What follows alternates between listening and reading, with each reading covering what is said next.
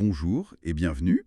Aujourd'hui, on va se pencher sur la ménopause et surtout sur sa prise en charge. On s'appuie pour ça sur une réunion de consensus belge assez récente, de mai 2024. Notre but, ben, essayer de mettre un peu de clarté sur cette étape de vie qui est naturelle et puis sur les options qui existent pour l'accompagner. Alors, on commence par la base. La ménopause, qu'est-ce que c'est, concrètement? C'est simple, l'arrêt des règles. Mais attention, on dit que c'est confirmé après 12 mois sans aucune menstruation. L'âge moyen, c'est autour de 51 ans, à peu près. Oui, c'est ça. Et il faut aussi parler de ce qui se passe avant, la périménopause. C'est là que les cycles, ils deviennent irréguliers. Et c'est souvent là aussi que les premiers symptômes pointent le bout de leur nez. D'accord. Et le diagnostic, comment ça se passe? Après 45 ans, c'est surtout clinique. L'écoute, les signes décrits par la femme. Pas forcément besoin de dosage hormonaux d'emblée, quoi. C'est bon à savoir. Alors, les symptômes, justement, parlons-en. Ah oui, les symptômes, c'est très variable d'une femme à l'autre, vraiment. Les plus connus, c'est sûr, ce sont les symptômes vasomoteurs, les bouffées de chaleur, là. Ah oui, les fameuses. Et les sueurs la nuit. Ça peut être très très pénible, mais il n'y a pas que ça. Souvent, on a aussi des troubles du sommeil, des changements d'humeur, une certaine irritabilité parfois, des difficultés de concentration aussi. Le brouillard cérébral. Exactement, ce fameux brouillard cérébral. Une sensation de flou mental, c'est ça. Et puis, il ne faut pas oublier les symptômes génito-urinaires, la sécheuse vaginale par exemple. Mhm. Qui peut rendre les rapports douloureux, j'imagine. Tout à fait. Donc, une palette assez large et l'intensité très variable. Alors, face à ça, surtout si c'est invalidant, comme les grosses bouffées de chaleur, on entend souvent parler du THM, le traitement hormonal de la ménopause. Oui. C'est quoi exactement le principe? L'idée, c'est de compenser la baisse des hormones, surtout les estrogènes, qui chutent à ce moment-là. Donc, on donne des estrogènes, seul si la femme n'a plus d'utérus.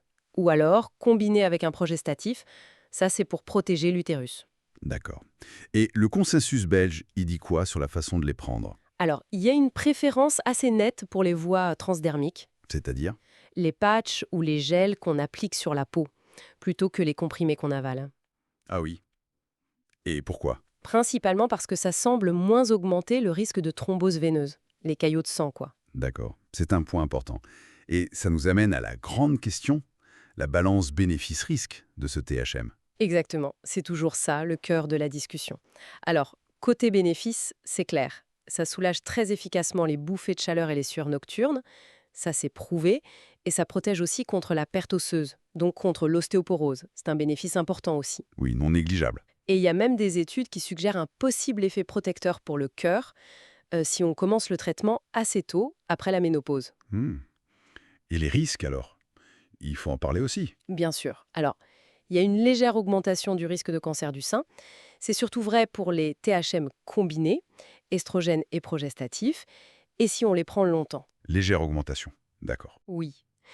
Le risque de cancer de l'ovaire est aussi un tout petit peu augmenté. Et puis, il y a le risque de thrombose veineuse, dont on parlait, et d'AVC. Surtout avec les estrogènes par voie orale, Hmm. ou si on commence le traitement tard, disons après 60 ans ou plus 10 ans après les dernières règles. Donc, le moment où on commence, c'est crucial. Voilà. C'est ce qu'on appelle la fenêtre d'opportunité thérapeutique.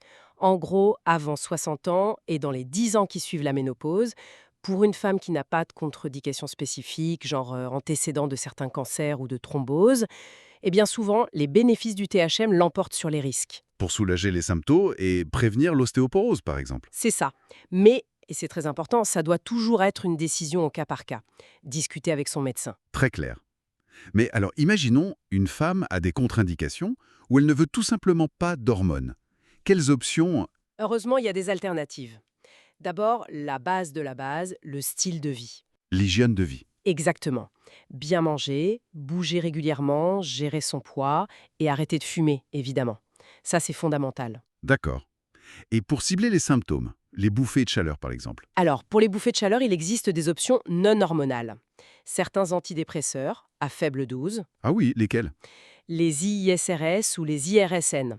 Ce sont des familles d'antidépresseurs qui ont montré une certaine efficacité. Il y a aussi d'autres médicaments comme l'oxybutinine qui peuvent aider parfois. Et puis plus récemment, on a un nouveau traitement non hormonal, le fézolinétant, qui cible vraiment le mécanisme des bouffées de chaleur. Intéressant.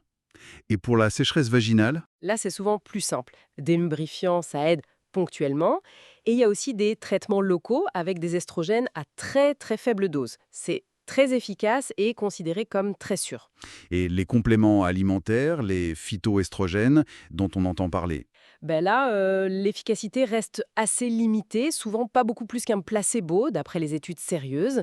Et ce n'est pas parce que c'est naturel que c'est sans risque. Donc prudence et discussion avec un professionnel de santé là aussi. Bon, si on résume un peu tout ça, la ménopause, c'est une étape normale, ce n'est pas une maladie à guérir. Absolument. C'est une transition physiologique et l'important, c'est de savoir qu'il existe plein de stratégies différentes, hormonales ou pas, pour gérer les symptômes si besoin. Et le choix dépend de chaque femme. Exactement. Évaluation individuelle, les symptômes, les risques personnels, les préférences de chacune, c'est vraiment une décision partagée après une bonne discussion avec son médecin. Voilà. Et peut-être pour finir, une petite réflexion. C'est vrai que la ménopause marque la fin de quelque chose, la capacité de procréer. Mais est-ce qu'on ne pourrait pas aussi la voir comme le début d'autre chose? Une occasion peut-être de vraiment mettre sa santé, son bien-être au premier plan pour les années qui viennent. C'est une très belle façon de voir les choses, oui. Une nouvelle phase de vie à aborder sereinement.